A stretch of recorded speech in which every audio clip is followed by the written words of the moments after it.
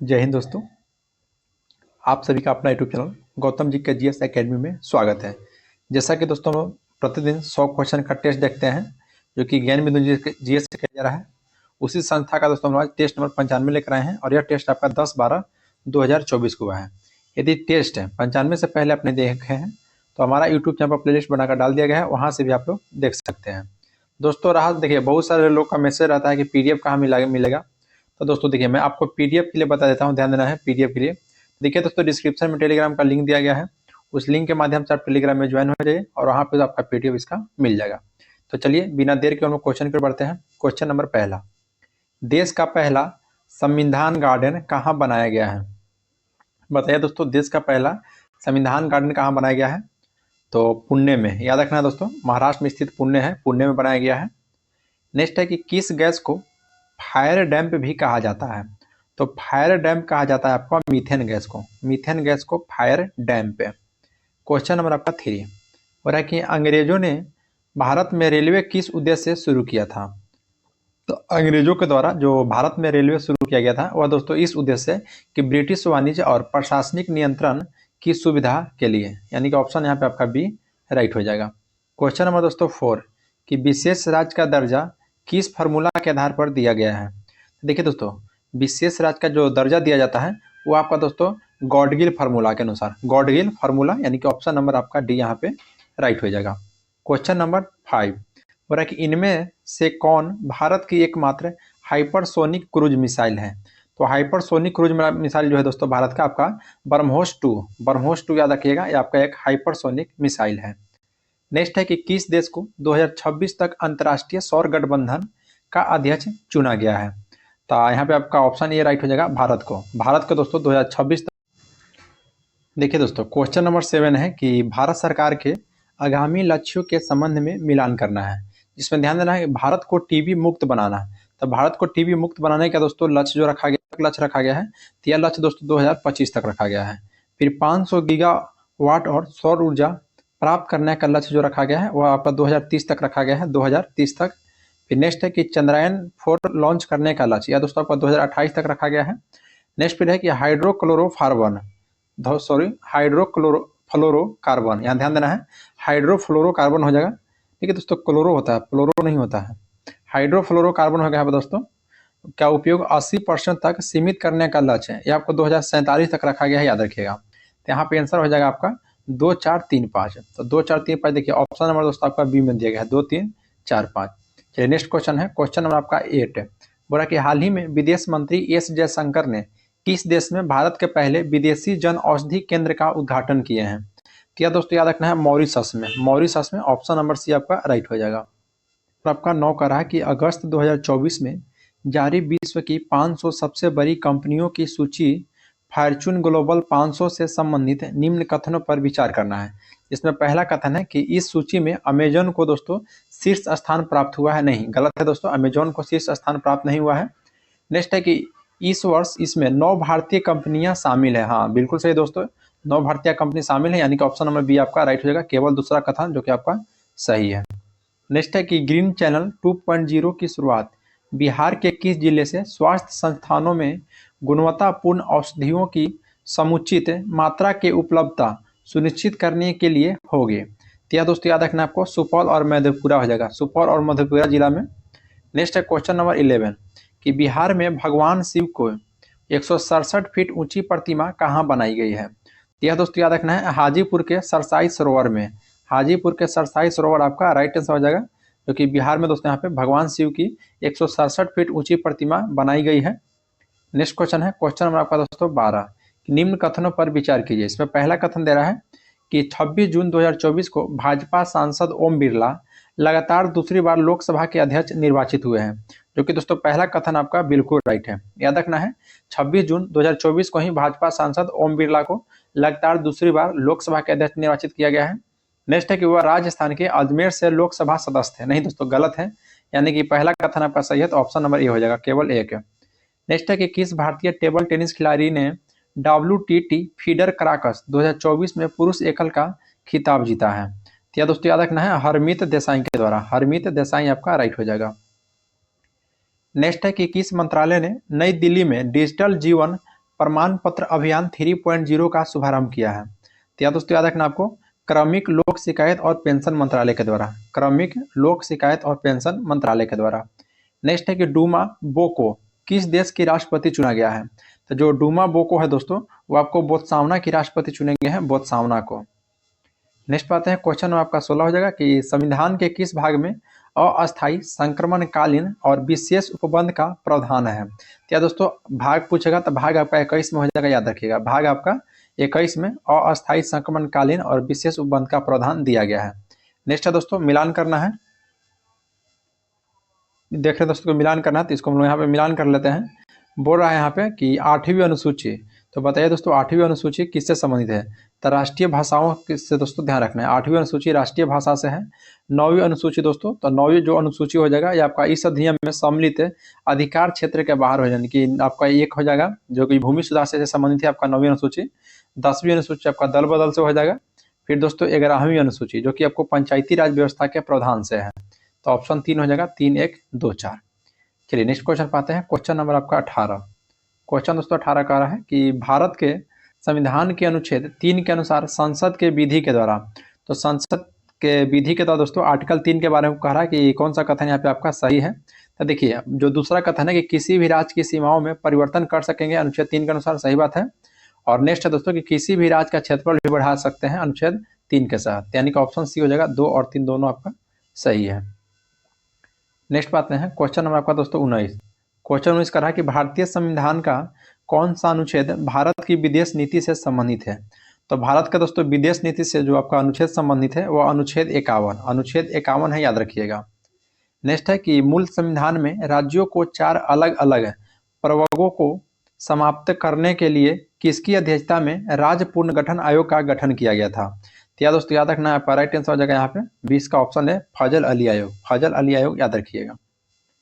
Question number आपका दोस्तों 21 है कि भारत में रहने वाले ब्रिटिश नागरिक दावा नहीं कर सकता है। तो भारत में रहने वाले जो ब्रिटिश नागरिक है वह व्यापार और व्यवसाय की स्वतंत्रता का आपका अधिकार, यानी कि दोस्तों दावा नहीं कर सकता है, याद रखिएगा।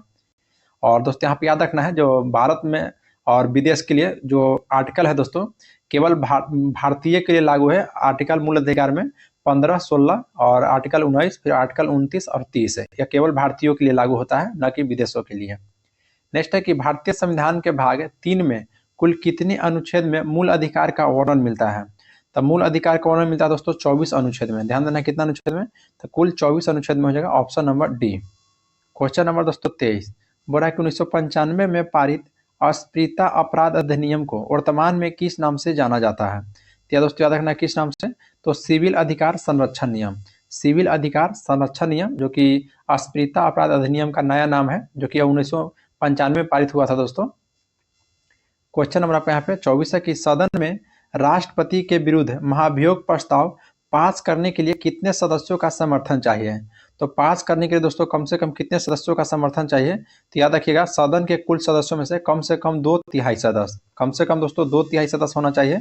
जिस भी सदन में उन पर महाभियोग स्टार्ट किया गया है वहां से दोस्तों कम से कम 2/3 सदस्य, याद रखिएगा। ऐसे दोस्तों 1/4 सदस्य मैंने अथी आपको स्टार्ट किया जाता है, लेकिन पास करने के लिए 2/3 बहुमत चाहिए।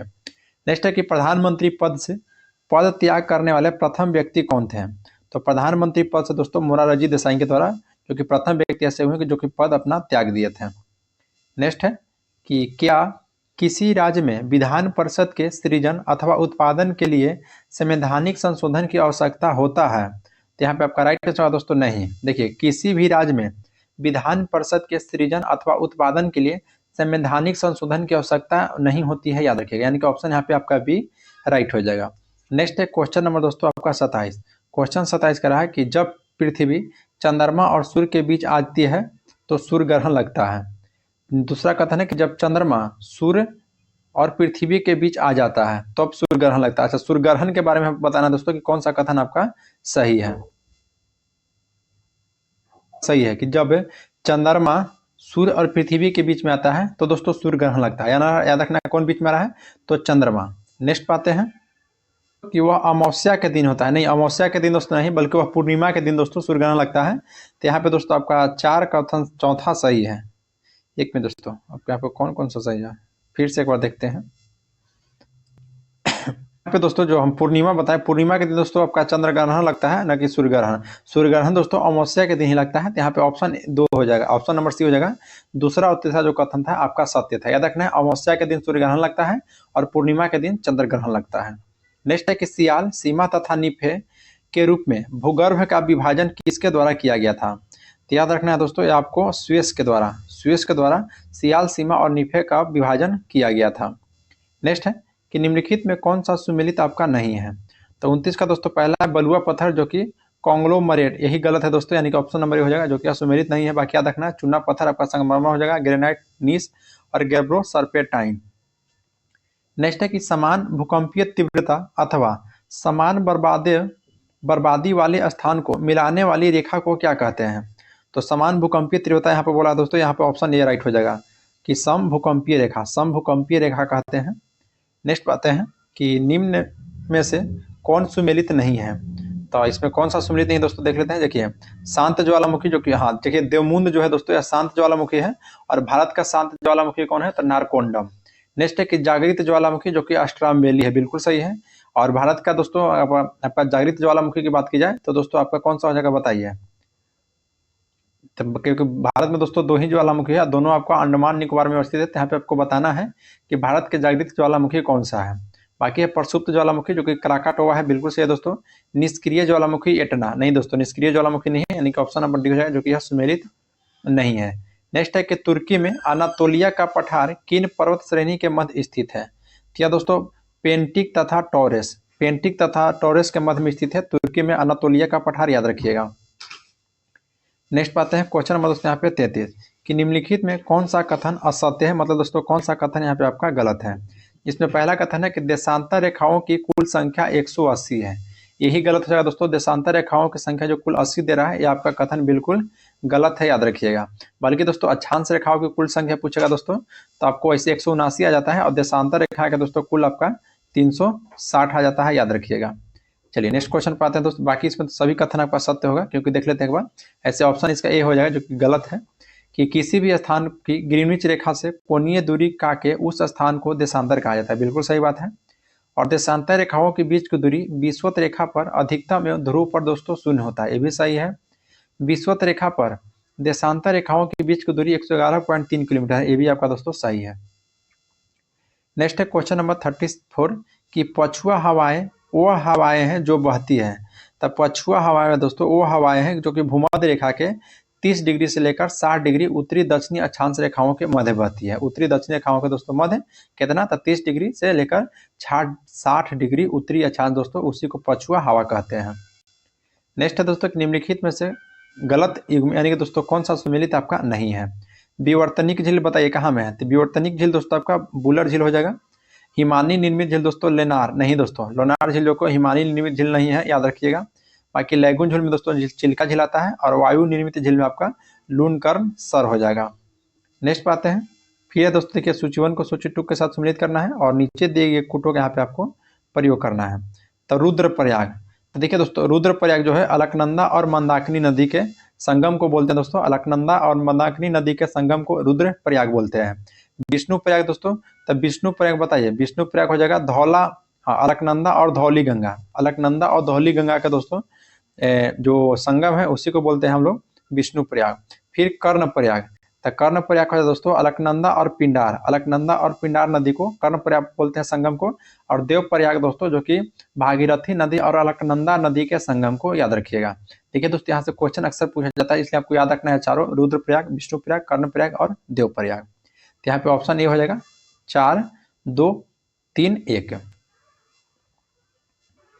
क्वेश्चन नंबर है 37 कि निम्नलिखित में से कौन सत्य कथन का पहचान करना है? कि निम्नलिखित में से दोस्तों सत्य कथन कौन सा आपका है?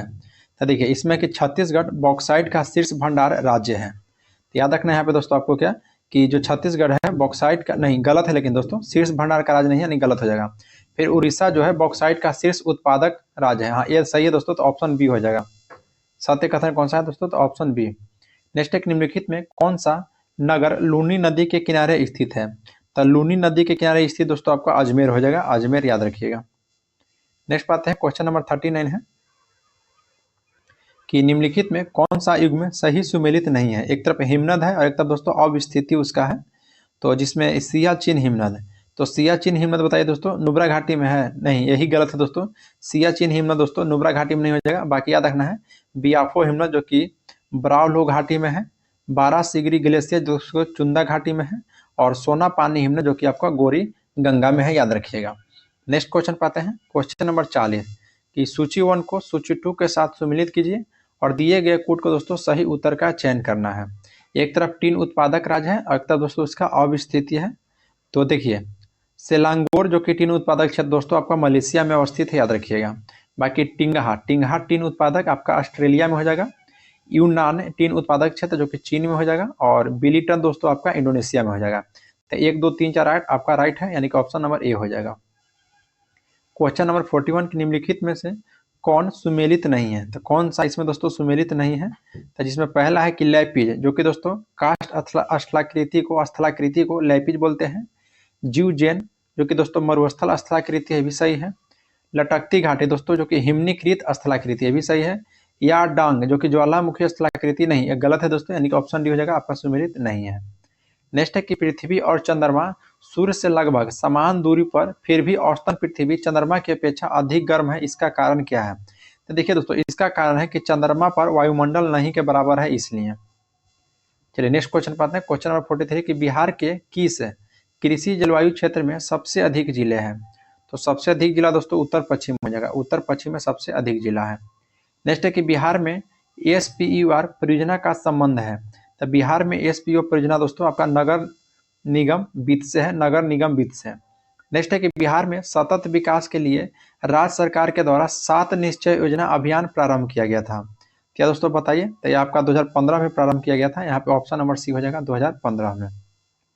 नेक्स्ट है कि बिहार का निम्न में से वह कौन सा जिला जो नेपाल एवं पश्चिम बंगाल दोनों से सीमा साझा करता है? 46 का दोस्तों ऑप्शन ये हो जाएगा किशनगंज। किशनगंज दो ऐसा जिला दोस्तों बिहार का जो कि पश्चिम बंगाल और नेपाल दोनों के साथ साझा करती है। नेक्स्ट है कि निम्नलिखित में कौन सा पंचवर्षीय योजना का लक्ष्य है? तो पंचवर्षीय योजना का दोस्तों यहाँ पे लक्ष्य कौन सा हो जाएगा? तो आपका हो जाएगा विकास, बिल्कुल। आधुनिकीकरण, ये भी सही है। आत्मनिर्भरता, ये भी सही है। समानता, ये भी सभी सही हो जाएगा दोस्तों, ऑप्शन डी उपयुक्त सभी। क्वेश्चन नंबर 48 है कि वर्ष 1955 में गठित करवे समिति का संबंध है। तो करवे समिति का संबंध दोस्तों लघु उद्योग से है, याद रखिएगा। नेक्स्ट है कि निम्नलिखित में किसे भारतीय नियोजन का निर्माता माना जाता है? तो दोस्तों पीसी महालनोबिस को, पीसी महालनोबिस को। नेक्स्ट है कि भारत में काम के बदले अनाज कार्यक्रम किस वर्ष प्रारंभ किया गया था? तो काम के बदले अनाज दोस्तों 1970 में स्टार्ट किया गया है काम के बदले अनाज कार्यक्रम, याद रखिएगा। नेक्स्ट है कि निम्नलिखित में से कौन सा ऊर्जा का गैर वाणिज्यिक स्रोत नहीं है? तो गैर वाणिज्यिक स्रोत दोस्तों आपका कोयला नहीं हो जाएगा, बाकी लकड़ी है, गोबर है और कृषि अपशिष्ट भी है। नेक्स्ट है कि निम्नलिखित कथन पर विचार कीजिए, जिसमें पहला कथन है कि समान वस्तु की मांग अप्रत्यक्ष रूप से उपभोक्ताओं की आय के समानुपाती होता है। नहीं दोस्तों, गलत बात है। नेक्स्ट है कि निम्न गुणवत्ता वाली वस्तु की मांग प्रत्यक्ष रूप से उपभोक्ताओं की आय से संबंधित है। ये भी दोस्तों आपका गलत है, यानी कि 52 का ऑप्शन डी हो जाएगा।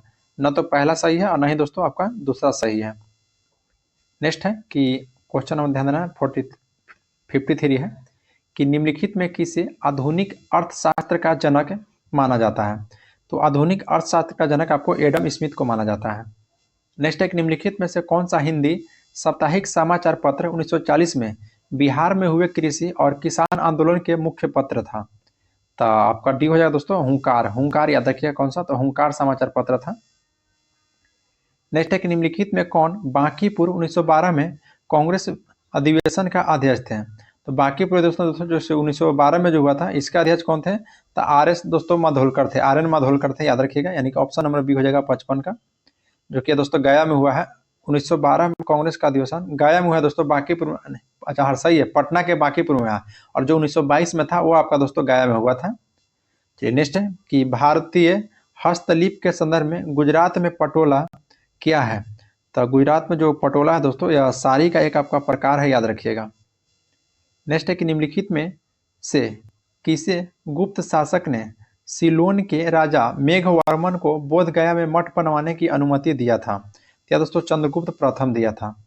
नेक्स्ट है कि निम्नलिखित में कौन जैन धर्म अपनाने वाले प्रथम महिला थे। तो जैन धर्म अपनाने वाली दोस्तों जो प्रथम महिला थी उस महिला का नाम था चंदना। याद रखना क्या, तो चंदना आपका राइट हो जाएगा। नेक्स्ट है कि निम्नलिखित में से किस स्तूप में अज्ञात शत्रु के द्वारा बुद्ध की पूजा करने का साक्ष्य मिला है। तो दोस्तों याद रखना आपको भरहुत स्तूप में, भरहुत स्तूप है। नेक्स्ट है कि निम्नलिखित में कौन सा महाजनपद बिहार क्षेत्र में स्थित नहीं है।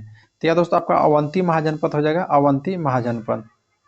61 है कि वैदिक काल में बिहार क्षेत्र को संदर्भित करने के लिए निम्नलिखित में से किस शब्द का प्रयोग किया गया है। पहला है कीकट, दूसरा है बिहार और तीसरा है दोस्तों वारत्य। तो यहाँ पे 61 का दोस्तों जो ऑप्शन तीनों दिया गया है इसमें से दोस्तों आपका पहला और तीसरा आपका सही हो जाएगा, 1 और 3 आपका सही हो जाएगा, याद रखिएगा, यानी कीकट और वारत्य।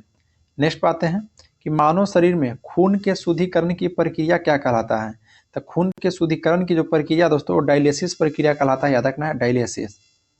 क्वेश्चन यहाँ पे आपका 63 होगा कि सूची 1 को सूची 2 के साथ सम्मिलित करना है और नीचे दिए गए कूटों का दोस्तों आपको प्रयोग करना है, जिसमें पहला है कि ओटाइसिस है। तो ओटाइसिस जो हो जाएगा दोस्तों यह कान से संबंधित है। और नेक्स्ट है कि एंसेफेलाइटिस है। तो एंसेफेलाइटिस हो जाएगा आपका दोस्तों मस्तिष्क से संबंधित है, याद रखिएगा एंसेफेलाइटिस किससे है, तो मस्तिष्क से। नेक्स्ट है दोस्तों कि लॉरिंजाइटिस है। तो लॉरिंजाइटिस जो हो जाएगा आपका गला से संबंधित हो जाएगा। और हेपेटाइटिस जो कि आपका दोस्तों यकृत से संबंधित हो जाएगा। तो ऑप्शन ए हो जाएगा 2, 4, 1, 3। नेक्स्ट है कि मानव शरीर में क्षुद्रांत के 3 संरचनात्मक भागों की लंबाई का कौन सा सही ह्रासवन क्रम है दोस्तों बताइए। तो यहाँ पे हो जाएगा आपका शशांत, मध्यांतर और ग्रहणी, ऑप्शन नंबर डी। नेक्स्ट है कि अमाशय के द्वारा स्रावित रस भोजन को आसानी से पचा लेते हैं, लेकिन अमाशय स्वयं इन पाचक रसों को अप्रभावित रहता है, क्योंकि दोस्तों इसलिए अप्रभावित रहता है कि अमाशय की दीवार दोस्तों जिसके म्यूकस के द्वारा सुरक्षित रहता है, याद रखना है म्यूकस के द्वारा सुरक्षित रहता है। नेक्स्ट है कि नवजात शिशु के लिंग का निर्धारण किसके वंशगत हुए गुणसूत्र के द्वारा किया जाता है। तो पिता के द्वारा दोस्तों, याद रखना किसके द्वारा, तो पिता के द्वारा, पिता के गुणसूत्र से होता है। नेक्स्ट है कि कहा जाता है कि ताजमहल मार्बल कैंसर से ग्रस्त है। यह मार्बल कैंसर क्या है। तो यह जो मार्बल कैंसर है दोस्तों अम्लीय वर्षा जो कि मार्बल के क्षरण करता है, अम्लीय वर्षा जो कि मार्बल को क्षरण करती है, याद रखिएगा। नेक्स्ट है कि वह वर्णक जो वनस्पति को पराबैंगनी किरणों के दुष्प्रभाव से बचाता है वह कौन सा है। तो वह कौन सा है दोस्तों, तो आपका हो जाएगा फाइकोसाइनिन, फाइकोसाइनिन, याद रखिएगा। नेक्स्ट है कि जीवाणुओं को पौधा माना गया है क्योंकि। तो जीवाणुओं को दोस्तों पौधा इसलिए माना गया है कि इनमें कठोर कोशिका भित्ति होती है, याद रखिएगा, इसमें दोस्तों कठोर कोशिका भित्ति होती है। चलिए नेक्स्ट क्वेश्चन है, क्वेश्चन नंबर दोस्तों 70।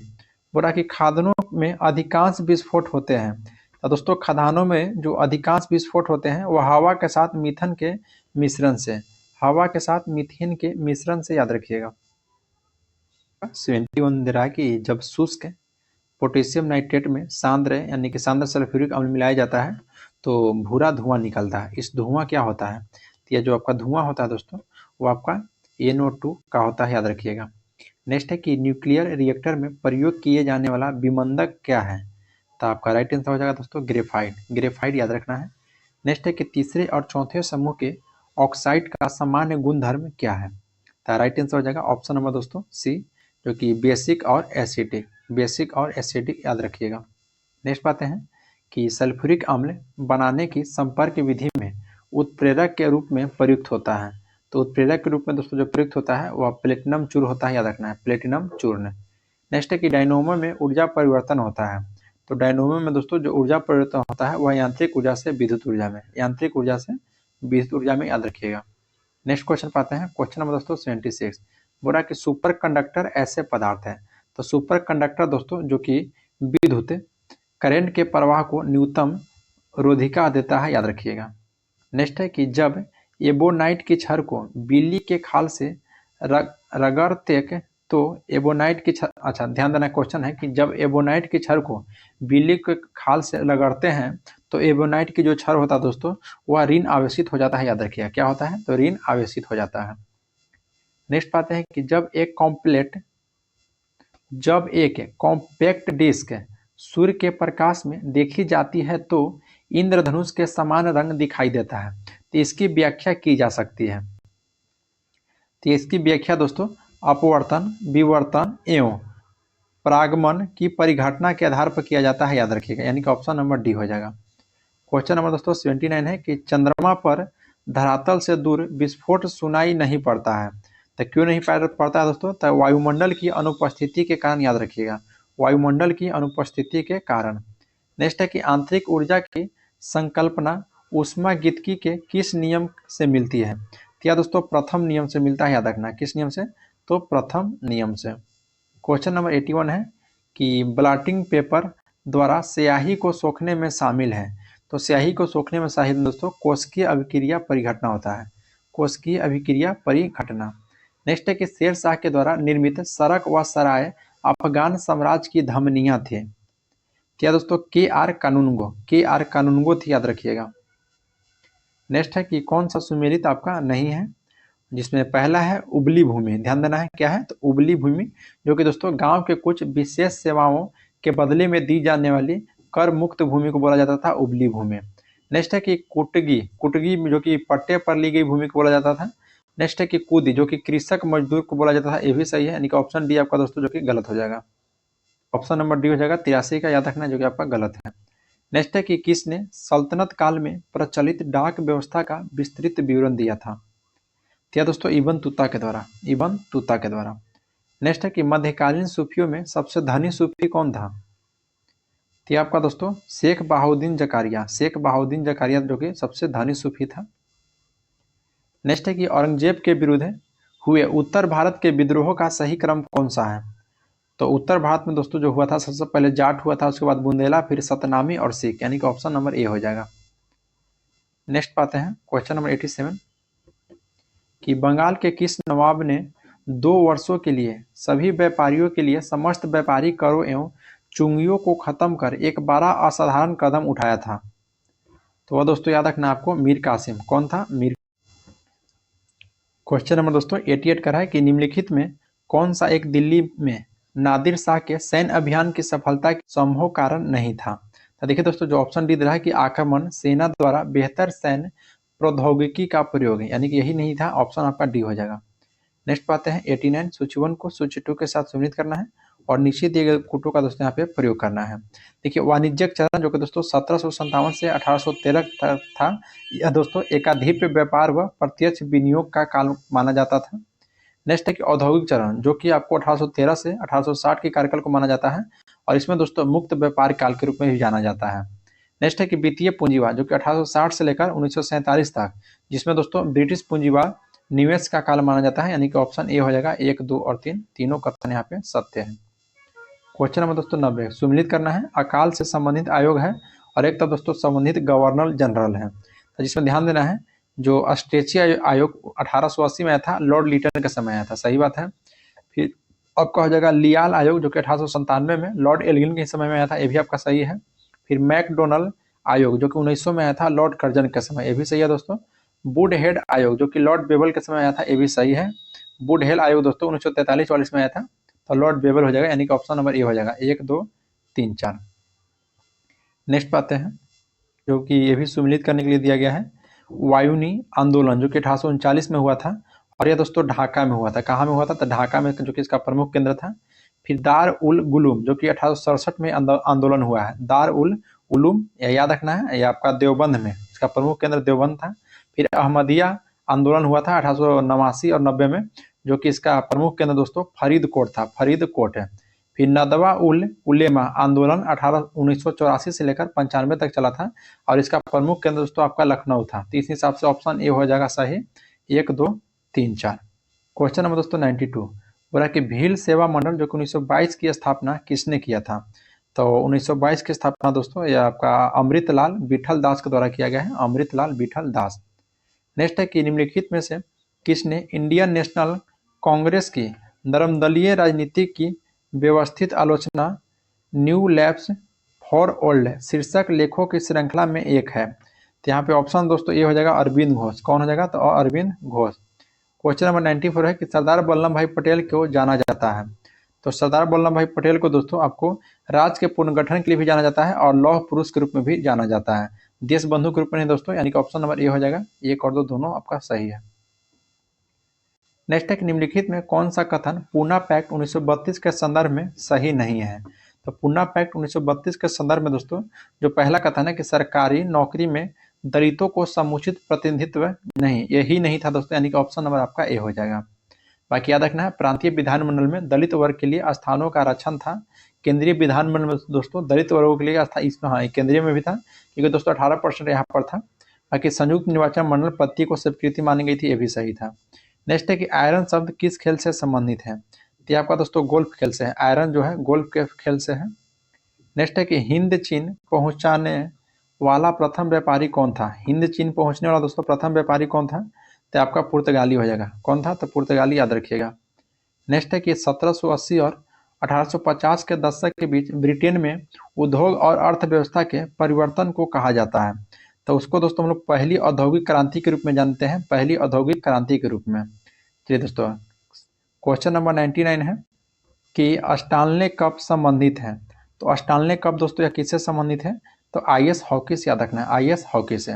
बाकी दोस्तों देखिए सेट नंबर आपका जो हम लोग अभी 95 देख रहे हैं, 95 सेट का आपका लास्ट क्वेश्चन है। यदि इससे पहले का दोस्तों जैसे सेट नहीं देखे हैं तो हमारा यूट्यूब चैनल पर प्लेलिस्ट बनाकर डाल दिए गए हैं, वहाँ से भी आप लोग देख सकते हैं। और दोस्तों अगर आप हमारा यूट्यूब चैनल पर पहली बार विजिट किए हैं तो हमारे चैनल को सब्सक्राइब कर लीजिए और बेल आइकन को प्रेस कर लीजिए, ताकि दोस्तों कोई भी नोटिफिकेशन होगा और सबसे पहले आपके पास पहुँचेगा। लास्ट क्वेश्चन को देखकर दोस्तों लोग सेट को समाप्त करते हैं। पीडीएफ के लिए दोस्तों पहले ही आपको जानकारी दे चुके हैं।